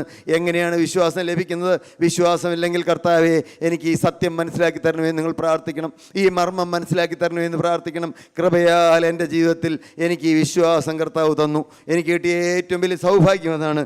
എനിക്കൊരു വിശ്വാസം തന്നു. ഞാൻ ദൈവത്തിൽ വിശ്വസിച്ചിരുന്ന മനുഷ്യനല്ല, ദൈവം ഇല്ലെന്നാണ് ചിന്തിച്ചിരുന്നത്. എൻ്റെ സാഹചര്യം, വീട്ടിലെ സാഹചര്യം അതായതുകൊണ്ട് ദൈവം ഇല്ലെന്ന് ഞാൻ ചിന്തിച്ചിരുന്നു. ഒരു ദൈവമുണ്ടെങ്കിൽ എന്തുകൊണ്ടാണ് ഞങ്ങളുടെ കുടുംബത്തിൽ ഇങ്ങനെ തലമുറയായി ഭ്രാന്ത് വരുന്നതെന്ന് ഞാൻ ചിന്തിച്ചിരുന്നു. അതുകൊണ്ട് ദൈവമില്ലെന്ന് ചിന്തിച്ച മനുഷ്യനായിരുന്നു. പള്ളിയിൽ പോയിരുന്നു, ആരാധനയിൽ സംബന്ധിച്ചിരുന്നു, സൺഡേ സ്കൂളിൽ പഠിച്ചിരുന്നു. എൻ്റെ ചേട്ടൻ ഇവിടെ ഇരിക്കുന്നുണ്ട്, 14 വർഷം മദ്ബഹായിൽ ശുശ്രൂഷ ചെയ്തിരുന്നു. എന്നാൽ ദൈവമില്ലെന്ന് ചിന്തിച്ചിരുന്നു. എന്നാൽ എൻ്റെ അമ്മയ്ക്ക് ഭാഗ്യവശാൽ മരിക്കാനായിട്ടിരുന്ന സമയത്ത് 3 പ്രാവശ്യം ആത്മഹത്യക്ക് ശ്രമിച്ച ഒരു സ്ത്രീയാണ് എൻ്റെ അമ്മ. മരിക്കാനും അനുവദിക്കാത്ത ദുഷ്ടനായ ദൈവം എന്നാണ് ആ കാലങ്ങളിൽ എൻ്റെ അമ്മ പറഞ്ഞിരുന്നത്. എന്നാൽ പ്രിയപ്പെട്ടവരെ, കൃപയാൽ ദൈവത്തിൻ്റെ വചനം നിങ്ങളിന്ന് കേൾക്കുന്നത് പോലെ ദൈവവചനം കേൾക്കുവാൻ അമ്മയ്ക്ക് കടന്നു പോകാനിടയായി. അമ്മ ഭാഗ്യവശാൽ വചനം കേട്ടു, ക്രിസ്തുവിനെ വിശ്വസിക്കാനിടയായി, ക്രിസ്തു എൻ്റെ പാപങ്ങൾക്ക് വേണ്ടി മരിച്ചു എന്ന് വിശ്വസിക്കാനിടയായി. അന്ന് അമ്മ സമാധാനമില്ലാതെയാണ് അങ്ങോട്ട് പോയത്. ഒരു തുണി വായ്പ മേടിച്ചെടുത്തുകൊണ്ട്, ഒരു വെള്ളമുണ്ട് വായ്പ മേടിച്ചെടുത്തുകൊണ്ട്, ഒരു കക്ഷം കീറിയ ചട്ടയിട്ടുകൊണ്ടാണ് എൻ്റെ സാധുവായ അമ്മ അങ്ങോട്ട് പോയത്. എന്നാൽ അമ്മ തിരിച്ചു വന്നത് നല്ല സമാധാനത്തോടെയാണ്, നല്ല സന്തോഷത്തോടെ തിരിച്ചു വരുന്നത് ഞാൻ കണ്ടു. ഇന്നെന്ന പോലെ അതെല്ലാം ഓർക്കുകയാണ്. പ്രിയപ്പെട്ട ദൈവജനമേ, ഞാൻ ദൈവമില്ലെന്ന് പറഞ്ഞിരുന്ന മനുഷ്യനാണെങ്കിലും എങ്ങനെയെങ്കിലും അങ്ങനെ പറഞ്ഞിരുന്നു, അങ്ങനെ ചിന്തിച്ചിരുന്നു. എന്നാൽ എങ്ങനെയെങ്കിലും മരിച്ചിരുന്നെങ്കിൽ ഞാൻ ചിന്തിച്ചിരുന്നു. ഒരിക്കലും ആത്മഹത്യക്ക് ശ്രമിച്ചിട്ടില്ല. കാരണം എനിക്ക് പഠിക്കാൻ മാർഗമില്ലായിരുന്നു. ഞാൻ സ്കൂളിൽ പഠിക്കുമ്പോൾ കണക്കിന് എനിക്ക് 7 മാർക്കേ ഉണ്ടായിരുന്നുള്ളൂ. എൻ്റെ കണക്ക് സാർ എന്നെ പൊട്ടനെന്നാണ് വിളിച്ചിരുന്നത്. എനിക്ക് SSLCക്ക് 600-ൽ 251 മാർക്കേ ഉണ്ടായിരുന്നുള്ളൂ. തുടർന്ന് എനിക്ക് കോളേജിൽ പഠിക്കാൻ യാതൊരു മാർഗവും ഉണ്ടായിരുന്നില്ല. ഞാൻ കടുത്ത നിരാശയോടെയാണ് അമ്മയുടെ നിർബന്ധപ്രകാരം വചനം കേൾക്കാൻ കടന്നുപോയത്. എന്നാൽ എന്നെ യുഗങ്ങൾക്ക് മുമ്പ് കണ്ട ദൈവം, പ്രിയപ്പെട്ട ദാനിയേൽ സാറിനെ യുഗങ്ങൾക്ക് മുമ്പ് കണ്ട ദൈവം, നിങ്ങളെ ഓരോരുത്തരെയും യുഗങ്ങൾക്ക് മുമ്പ് കണ്ട ദൈവം, ആ ദൈവമാണ് നിങ്ങളെ ഇവിടെ വിളിച്ചു കൊണ്ടുവന്നത്. പ്രിയപ്പെട്ട മകനെ, മകളെ, പ്രിയപ്പെട്ട പിതാവേ, പ്രിയപ്പെട്ട മാതാവേ, ദൈവം നമ്മെ സ്നേഹിക്കുന്നു. ദൈവം നമ്മെ നിത്യരാജ്യത്തിൽ, സ്വർഗരാജ്യത്തിൽ എത്തിപ്പാനായി കർത്താവ് നമുക്ക് ഇന്നൊരു അവസരം തന്നിരിക്കുകയാണ്. എന്താണ് നിങ്ങൾ ചെയ്യേണ്ടത്? ഞാനെന്ന് എൻ്റെ ജീവിതം, തകർന്നുപോയ ജീവിതം, സമാധാനമില്ലാതിരുന്ന ജീവിതം, നിരാശ കൊണ്ട് കൂമ്പടഞ്ഞു പോയിരുന്ന ജീവിതം, ക്ലോസ്ഡ് ചാപ്റ്റർ എന്ന് ചിന്തിച്ചിരുന്നതായ എൻ്റെ ജീവിതം യേശുവിൻ്റെ കരങ്ങളിലേക്ക് കൈമാറാനിടയായി. ഞാൻ എൻ്റെ പാപ ജീവിതത്തോട് യാത്ര പറയാനിടയായി. മനസ്സറിഞ്ഞ ജീവിതത്തിലൊരു പാപം വരികയില്ല എന്ന് വ്യക്തമായി തീരുമാനിക്കാനിടയായി. ഇന്ന് ഞാൻ ഭാഗ്യശാലിയായി നിങ്ങളുടെ മുമ്പിൽ നിൽക്കുകയാണ്. എനിക്കെല്ലാം സ്വർഗത്തിലെ ദൈവം തന്നു. നിങ്ങൾ പലരും ഇവിടെ ഞങ്ങളുടെ സ്ഥാപനത്തിൽ ജോലി ചെയ്യുന്നവരാണല്ലോ. ഞാൻ 250 രൂപ ശമ്പളത്തിന് മൂവാറ്റുപുഴ പട്ടണത്തിൽ ഒരു അറ്റൻഡറായിട്ടൊരു ഡെൻ്റൽ ക്ലിനിക്കിൽ വന്ന മനുഷ്യനാണ്. ഒരു നേരത്തെ ആഹാരത്തിന് കരഞ്ഞിരുന്ന മനുഷ്യൻ. എന്നും നിരാശ മാത്രമായിരുന്നു ജീവിതത്തിൽ ആകത്തുക. എന്നാൽ ആ കാലങ്ങളിൽ എൻ്റെ ജീവിതത്തിൽ എനിക്ക് കിട്ടിയ ഏറ്റവും വലിയ സൗഭാഗ്യം, ഈ ജീവനുള്ള ദൈവത്തിൻ്റെ വചനം സത്യമാണെന്ന് വിശ്വസിക്കുവാൻ കർത്താവ് എൻ്റെ കണ്ണ് തുറന്നു വന്നു. ഈ വചനം സത്യമാണെന്ന്, ഇതിൻ്റെ വള്ളിക്കും പുള്ളിക്കും മാറ്റം വരികയില്ല എന്ന് വിശ്വസിക്കാൻ കർത്താവ് എൻ്റെ കണ്ണ് തുറന്നു വന്നു. ഞാൻ ഇന്നെന്ന പോലെ ഇതെല്ലാം ഓർക്കുകയാണ്. അന്ന് തറ തുടയ്ക്കാൻ വന്ന ഞാൻ, ഒരു നേരത്തെ ആഹാരത്തിന് കരഞ്ഞിരുന്നതായി ഞാൻ, അന്ന് ടോയ്ലറ്റ് കഴുകുക, തറ തുടയ്ക്കുക, അതുപോലെ ഡോക്ടർ ഊണ് കഴിച്ച പാത്രം കഴുകിവയ്ക്കുക, അതെല്ലാമായിരുന്നു എൻ്റെ ജോലി. എന്നാൽ അതെല്ലാം അത്യുത്സാഹത്തോടെ ചെയ്യുവാൻ എനിക്കിടയായി. ആ കാലങ്ങളിൽ സ്വർഗത്തിലെ ദൈവം എൻ്റെ മനസ്സിൽ അനേകം സ്വപ്നങ്ങൾ തന്നു. അങ്ങനെയാണ് ഞങ്ങൾ സ്ഥാപനം തുടങ്ങാനിടയായതെല്ലാം. അതെല്ലാം വേറെ കഥകളാണ്, അതൊന്നും ഞാൻ പറയുന്നില്ല. കേവലം 6 പേരെ വെച്ച് 290 സ്ക്വയർ ഫീറ്റിൽ തുടങ്ങിയ സ്ഥാപനം ജീവനുള്ള ദൈവം വളർത്തി. ഇന്ന് 4000-ഓളം പേര് ജോലിക്കാരുണ്ട്. ഒരു മാസം ശമ്പളം കൊടുക്കാൻ 9.5 കോടി രൂപ വേണം. എൻ്റെ സ്വർഗത്തിലെ ദൈവം എനിക്കെല്ലാം തന്നു. ഞാനൊരു സൈക്കിൾ മേടിക്കാൻ കൊതിച്ച മനുഷ്യനാണ്. ഇന്ന് ഞങ്ങളുടെ എത്രയോ വാഹനങ്ങൾ ഇന്ന് സ്റ്റാഫിനെ കൊണ്ടുവരുവാനും എല്ലാമായിട്ട് നടക്കുന്നു. എല്ലാം വണ്ടികളെല്ലാം ഓടിച്ചുകൊണ്ട് നടക്കുന്നു. പ്രിയപ്പെട്ടവരെ, എനിക്ക് സ്വന്തമായി വാഹനങ്ങൾ തന്നു. എത്രയെല്ലാം അവാർഡുകൾ എനിക്ക് തന്നു. പ്രസിഡൻ്റ് അവാർഡ് എനിക്ക് തന്നു. എല്ലാം ദൈവം എനിക്ക് തന്നു. എനിക്ക് മക്കളെ തന്നു. എനിക്ക് തക്ക തുണയായ ഒരു ഭാര്യയെ തന്നു. എല്ലാം ദൈവം എനിക്ക് തന്നു. എന്നാൽ ഒരു കാര്യം ഞാൻ നിങ്ങളോട് പറഞ്ഞു കൊള്ളട്ടെ, ഈ ഭൂമിയിൽ എന്തെല്ലാം നേടിയാലും എല്ലാം ശവക്കുഴിയിൽ തീർന്നു പോകുമെന്നും ശവക്കുഴിക്ക് അപ്പുറത്തേക്ക് നിലനിൽക്കുന്നത് നിത്യജീവൻ കിട്ടിയെങ്കിൽ മാത്രമേ, നാം രക്ഷിക്കപ്പെട്ടുവെങ്കിൽ മാത്രമേ, രക്ഷയിലായെങ്കിൽ മാത്രമേ നമുക്ക് ഭാഗ്യവാനെന്ന് പറയാൻ കഴിയുകയുള്ളൂ എന്നും കർത്താവിൻ്റെ കണ്ണു തുറന്നു തന്നു. ലംഘനം ക്ഷമിച്ചും പാപം മറച്ചും കിട്ടിയ മനുഷ്യൻ ഭാഗ്യവാൻ. ലംഘനം ക്ഷമിച്ച് കിട്ടുക, പാപം മറച്ച് കെട്ടുക, പാപം കഴുകിക്കെട്ടുക. യേശുവിൻ്റെ രക്തത്താൽ പാപം കഴുകിക്കെട്ടുക. അതൊരു വലിയ സൗഭാഗ്യമാണ്. ഇന്നത് കർത്താവ് നിങ്ങൾക്ക് തരുമെന്നാണ് പറയുന്നത്. രക്ഷിപ്പാൻ കഴിയാതെ വണ്ണം യഹോവയുടെ കൈ കുറുതായിട്ടില്ല, കേൾപ്പാൻ കഴിയാതെ വണ്ണം അവൻ്റെ ചെവി മന്ദമായിട്ടുമില്ല. നിങ്ങളുടെ അകൃത്യങ്ങളത്രേ നിങ്ങളെയും നിങ്ങളുടെ ദൈവത്തെയും തമ്മിൽ ഭിന്നിപ്പിച്ചിരിക്കുന്നത്. നിങ്ങളുടെ പാപങ്ങളത്രേ നിങ്ങളെയും നിങ്ങളുടെ ദൈവത്തെയും തമ്മിൽ ഭിന്നിക്കുമാറാക്കിയത്. പ്രിയപ്പെട്ട ദൈവജനമേ, എന്തു വേണം? ദാവീദ് പറഞ്ഞു, അവങ്കലേക്ക് നോക്കിയവർ പ്രകാശിതരായി. ഞങ്ങൾക്ക് വേറെ ഒന്നും കാണിച്ചു തരാനില്ല. ക്രൂശിലേക്ക് നോക്കൂ. വിശ്വാസത്തിന്റെ നായകനും പൂർത്തി വരുന്നതായി യേശുവിനെ നോക്കൂ. ഭാഗ്യവശാൽ ഞങ്ങൾക്ക് നോക്കാനിടയായി. നിങ്ങൾക്ക് യേശുവിനെ നോക്കാൻ പരിപാടിയുണ്ടോ? ജീവിതം ക്രിസ്തുവിനായി കൈമാറാൻ പരിപാടിയുണ്ടോ? പാപജീവിതത്തോട് യാത്ര പറയാൻ പരിപാടിയുണ്ടോ? ഇതുവരെ ജീവിതത്തിൽ വന്ന പാപത്തോട് എന്നേക്കുമായി യാത്ര പറയാൻ പരിപാടിയുണ്ടോ? കൃപയാലല്ലോ നിങ്ങൾ വിശ്വാസം മൂലം രക്ഷിക്കപ്പെട്ടിരിക്കുന്നത്, അതിന്റെ പ്രവൃത്തികളും കാരണമല്ല. വിശ്വസിക്കുന്നവർക്ക് അവന്റെ രക്തം മൂലം പ്രായശ്ചിത്തമാകുവാൻ ദൈവം അവനെ പരസ്യമായി നിർത്തിയിരിക്കുന്നു. ഇന്ന് യേശു നമ്മുടെ മുമ്പിൽ വന്ന് നിൽക്കുകയാണ്. നമുക്ക് കണ്ണുകൾ അടയ്ക്കാം, നമുക്ക് പ്രാർത്ഥിക്കാം. കർത്താവേ, ഇന്ന് ഞങ്ങൾ ദൈവവചനം കേൾപ്പിച്ചു, ദൈവത്തിന്റെ വചനം ഞങ്ങളോട് സംസാരിച്ചു. കർത്താവേ, രക്ഷിക്കപ്പെടുവാൻ വേറെ മാർഗമില്ല. വിശ്വാസത്താൽ, കൃപയാലാണ് വിശ്വാസം മൂലം രക്ഷിക്കപ്പെടുന്നതെന്ന്, അത് വെറും സൗജന്യ ദാനമാണെന്ന് ഞങ്ങളെ കേൾപ്പിച്ചു. കർത്താവേ, ഞങ്ങൾ വാസ്തവമായി വിശ്വസിക്കുന്നു. ഇന്ന് ഞങ്ങൾക്ക് കർത്താവേ രക്ഷ സൗജന്യമായി തരണമേ. വിശ്വസിക്കുന്നവർക്ക് രക്ഷ തരാമെന്നല്ലേ കർത്താവേ അവിടുന്ന് പറഞ്ഞിരിക്കുന്നത്? പാപികളായി ഞങ്ങൾ പലരും ഇങ്ങോട്ട് കടന്നു വന്നു. ജീവിതത്തിൽ അനേകം പാപങ്ങളും ബന്ധനങ്ങളുമായി കടന്നു വന്നു. ദൈവത്തിന്റെ തിരുവചനം പറയുന്നു, മരത്തിന്മേൽ തൂങ്ങുന്നവൻ ശപിക്കപ്പെട്ടവൻ എന്ന് എഴുതിയിരിക്കുന്ന പോലെ ക്രിസ്തു നമുക്ക് വേണ്ടി ശാപമായി തീർന്നു. എനിക്ക് വേണ്ടി ശാപമായി തീർന്നു യേശു ക്രിസ്തു, എൻ്റെ ശാപങ്ങളെല്ലാം ക്രൂശിൽ വഹിച്ച ജീവനുള്ള ക്രിസ്തു. ആ ക്രിസ്തു ഇന്ന് നമ്മുടെ മുമ്പിൽ വന്നിരിക്കുകയാണ്. നമ്മോട് ചോദിക്കുകയാണ്, വേറെ ഒന്നും കർത്താവ് ചോദിക്കുന്നില്ല. ഇതുവരെ എങ്ങനെയെല്ലാം ജീവിച്ചു, ഏതെല്ലാം പാപത്തിൽ ജീവിച്ചു, മദ്യപാനത്തിൽ ജീവിച്ചോ, വെറുക്കൂത്തിൽ ജീവിച്ചോ, അരുതാത്ത വഴിക്ക് ജീവിച്ചോ, അരുതാത്ത പാപങ്ങളെല്ലാം വന്നോ, സിനിമ കണ്ടോ, അരുതാത്ത വഴക്കിലും കൂട്ടുകെട്ടിലും എല്ലാം നീ പോയോ മകനെ? സാരമില്ല. എന്നാൽ നിനക്ക് വിശ്വസിക്കാമോ? യേശു എനിക്ക് വേണ്ടി മരിച്ചു എന്ന് വിശ്വസിക്കാമോ? യേശുവിനെ നിങ്ങൾ രക്ഷകനായി സ്വീകരിക്കാമോ? എൻ്റെ യേശുവേ, നീ എനിക്ക് വേണ്ടി മരിച്ചതിനാൽ ഇന്നു മുതൽ ഞാൻ നിനക്കായി ജീവിക്കുമെന്ന് നിങ്ങൾക്കൊന്ന് പറയാമോ? പ്രിയപ്പെട്ടവരെ, അങ്ങനെ പറയുമെങ്കിൽ, നിങ്ങൾ പുതിയ ജീവിതം തുടങ്ങുമെങ്കിൽ രക്ഷ നിങ്ങൾക്ക് സൗജന്യമായി കർത്താവ് തരും. ഇപ്പോൾ യാചിക്കേണ്ട സമയമാണ്, മോചിക്കുന്ന നാഴികയാണ്. പ്രിയപ്പെട്ട ദൈവജനമേ, നിങ്ങൾക്കൊന്നും മനസ്സിലായില്ലെങ്കിലും ഒരു കാര്യം നിങ്ങൾ വിശ്വസിക്കൂ, യേശു നമ്മെ സ്നേഹിക്കുന്നു. യേശു നിങ്ങളെ പേര് ചൊല്ലി വിളിക്കുന്നു. യേശുവിൻ്റെ രക്തം സകല പാപവും പോക്കി ശുദ്ധീകരിക്കുന്നതാണ്. യേശു നമുക്ക് രക്ഷ തരുവാൻ, രക്ഷിക്കപ്പെടുവാൻ, രക്ഷ തരുവാൻ, ശിക്ഷാവിധി ഒഴിവാക്കി തരുവാൻ ഇവിടെ വന്നിരിക്കുന്നു. നമുക്ക് പ്രാർത്ഥിക്കാം. കർത്താവേ, ഈ പ്രിയപ്പെട്ട മക്കളെ എല്ലാവരെയും അവിടുന്ന് സ്നേഹിക്കുന്നുവല്ലോ, ഞങ്ങളെ എല്ലാവരെയും സ്നേഹിക്കുന്നുവല്ലോ. കർത്താവേ, ഞങ്ങളൊരു വാക്ക് പറയുകയാണ്, നിങ്ങൾക്ക് എന്നോടുകൂടെ പറയാം. പ്രിയപ്പെട്ടവരെ, നിങ്ങൾക്ക് എന്നോടുകൂടെ എല്ലാവർക്കും തുറന്ന് ഉയർത്ത സ്വരത്തിൽ പറയാം, യേശുവേ, നീ എനിക്ക് വേണ്ടി മരിച്ചതിനാൽ, യേശുവേ, നീ എനിക്ക് വേണ്ടി മരിച്ചതിനാൽ, യേശുവേ, നീ എനിക്ക് വേണ്ടി മരിച്ചതിനാൽ, യേശുവേ, നീ എനിക്ക് വേണ്ടി മരിച്ചതിനാൽ ഞാൻ ഇന്നു മുതൽ നിനക്കായി ജീവിക്കും. ഇന്നു മുതൽ നിനക്കായി ജീവിക്കും. യേശുവേ, നീ എനിക്ക് വേണ്ടി മരിച്ചതിനാൽ, യേശുവേ, നീ എനിക്ക് വേണ്ടി മരിച്ചതിനാൽ ഞാൻ ഇന്നു മുതൽ നിനക്കായി ജീവിക്കും. ഇന്നു മുതൽ നിനക്കായി ജീവിക്കും. എന്റെ യേശുവേ, നീ എനിക്ക് വേണ്ടി മരിച്ചതിനാൽ, എന്റെ യേശുവേ, നീ എനിക്ക് വേണ്ടി മരിച്ചതിനാൽ ഇന്നു മുതൽ ഞാൻ പാപം കൂടാതെ ജീവിക്കും. ഇന്നു മുതൽ ഞാൻ പാപം കൂടാതെ ജീവിക്കും. പിശാചിനോട് ഞാൻ എന്നേക്കുമായി യാത്ര പറയുന്നു. പിശാചിനോട് ഞാൻ എന്നേക്കുമായി യാത്ര പറയുന്നു. യേശുവിനെ ഞാൻ രക്ഷകനായി സ്വീകരിക്കുന്നു. യേശുവിനെ ഞാൻ രക്ഷകനായി സ്വീകരിക്കുന്നു. ഞാൻ എന്റെ അവയവങ്ങളെ യേശുവിനായി സമർപ്പിക്കുന്നു. ഞാൻ എന്റെ അവയവങ്ങളെ യേശുവിനായി സമർപ്പിക്കുന്നു. ഇന്നു മുതൽ ഞാൻ പുതിയ സൃഷ്ടിയായി ജീവിക്കും. ഇന്നു മുതൽ ഞാൻ പുതിയ സൃഷ്ടിയായി ജീവിക്കും. അങ്ങനെ തീരുമാനം എടുത്തവരുടെ മേൽ കർത്താവേ, അവിടുത്തെ കരം വെക്കണമേ, അവിടുത്തെ ഇരുകരവും വെച്ച് അനുഗ്രഹിക്കണമേ, ആണിപ്പാറുള്ള കരം വെക്കണമേ, ആ തിരുരക്തം പുരണ്ട കരം വെക്കണമേ. ഞങ്ങളെ എല്ലാവരെയും അനുഗ്രഹിച്ച് ആ തിരുരക്തത്തിന്റെ മുദ്ര തന്ന് ഞങ്ങളെ പറഞ്ഞയക്കണം. ഇനി ഞങ്ങൾ കൂടി കാണുമോ കർത്താവേ? എന്ന് കാണും ഞങ്ങൾക്ക് അറിഞ്ഞുകൂടാ. കാലം അതിന്റെ അന്ത്യത്തിലേക്ക് എത്തിയിരിക്കുന്നില്ല കർത്താവേ. ഇന്ന് ഞങ്ങളുടെ അവസാന വചന കേൾവിയാണ് ഞങ്ങൾക്ക് അറിഞ്ഞുകൂടാ അപ്പ. എന്നാൽ കർത്താവേ, ഞങ്ങൾ അവിടുത്തെ രണ്ടാമത്തെ വരവിൽ അവിടുന്ന് വിശുദ്ധന്മാരെ ചേർക്കാൻ വാനമേഘങ്ങൾ വരുമ്പോൾ ഞങ്ങൾക്കും പറന്നു വരുവാൻ അവിടുന്ന് ഭാഗ്യം നൽകണമേ. എല്ലാവരെയും അനുഗ്രഹിക്കണമേ.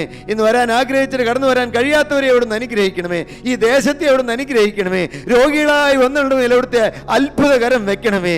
എല്ലാം ഞങ്ങൾക്ക് വേണ്ടി ജീവൻ വെച്ച അരുമനാഥനായ യേശുവിൻ നാമത്തിൽ പ്രാർത്ഥിക്കുന്നു, കേൾക്കണമേ.